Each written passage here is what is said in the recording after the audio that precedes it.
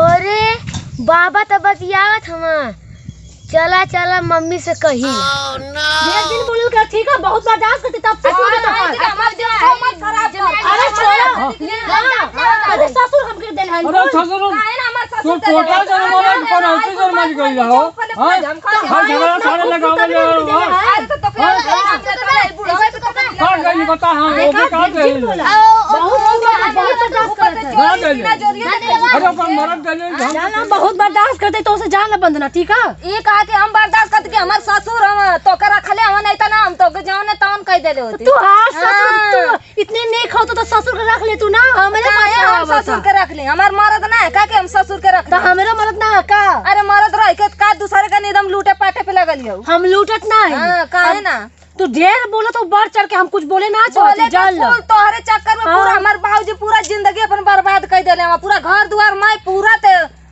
दे देखा अपन घर संभाला दूसर पे उंगली उठा ना जाला चार उंगली तोरे ऊपर उठा ठीक है नहीं तभी चुपचाप रहा नहीं तो चल जा जानत ना अरे तुम धक्का मत हो रे लड़ाकिन कहीं के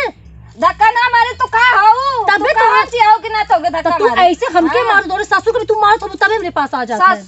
ससुर के ये कहा कि हमार ससुर हम दूसर कुछ रहता तो उन्हों को बता दे रखले हऊ का उनके जे काहे तक पिना खाऊ काहे के हम रखी ससुर हम हमार चुप रह रखले जरूर हो तभी तो अपने मम्मी से तू जब ऐसा करवा तो हम बताई का गई हम बागी तो बैठे काम पे जाके आ तू जाके उसे बतियात रहा तू बैठ के का सुन ले बता का कहले उसे बहुत कुछ तू सुनी है का कहले अपने मम्मी से का हां बता का कहले कनी है हां कि आओ देख बाबा बतियात हम और आओ जमीन तो लिखत हम करे जमीनिया तो मना अपने मुंह से कुछ कहलो तू झूठ न बोला है जन कला है अरे ससुर लड़का बात तू का समझबा जमीन के बारे में हम कुछ कहे हम सब समझला वो खाली पूछत है कि बाबा जमीनिया तू आ रही है तो मैं कहूं हां कुल मोर है अरे मैं नहीं झूठ न बोलल करा हमके तू होशियारी सिखाई बा हैं हमरे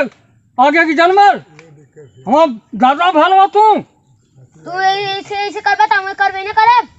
का कहनी कौन बजा कहनी कि ऐसे सुताई लिया अगर मैं कुल तार हो के दे लेबा अब ओके के लिया के देई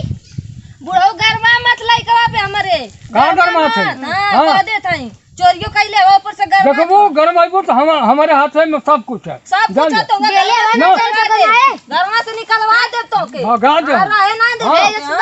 गेले वाला बोला तो बहुत बड़ा ठीक है हम का करबो का ले तू रखले ससुर के अपन तबे तू त गरमा तो पिनपिनात हो सासू के तू छोड़बू तब ना दूसर के रखी अच्छा रखले हो का खोल गइल देखा रखले हो गइल उल्टा चोर को तवाल के डाटे तवाल के पालिश मारले होठे में एकदम मस्त बजत हो देखना जात काई त हम अपने मरद खातिर कुल कइले हैं अब हम जानत है कि मर्द खातिर कलो ससुर खातिर कलो तबे पिनपिना कितना दूर तक आ गइलू हमरे ऊपर सक कहां तोर घर द्वार रे के आके नहीं बगिया में रोज मिलेली जुलेली हमरे ससुर बगिया में हवा पानी लेवे खातिर आई अच्छा हमारा बगिया तो के मिललिया हम घास कर खातिर आई रानी ठीक है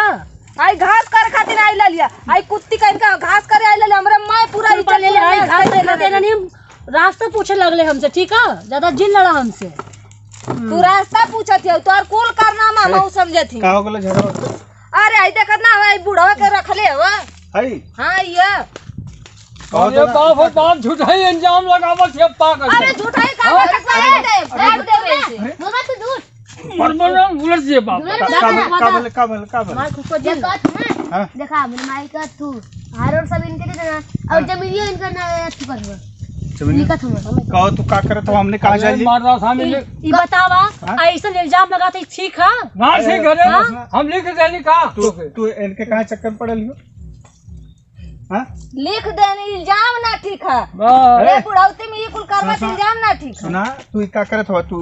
कुल संपत्ति दे देबा का के तोई ना ही मार रहा सारे पागल आओ हो का आप नहीं रे हरकत ना हरकत नहीं हमरे घर में पानी चुआ था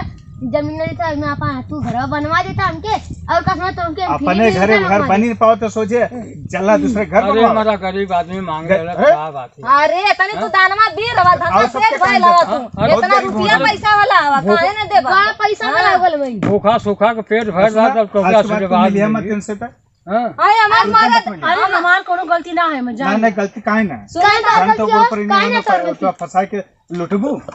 हम लूटत रहने के घास करे खातिर आई रहनी हम फंसा वाला ना है मरवा तो हम बतावत हम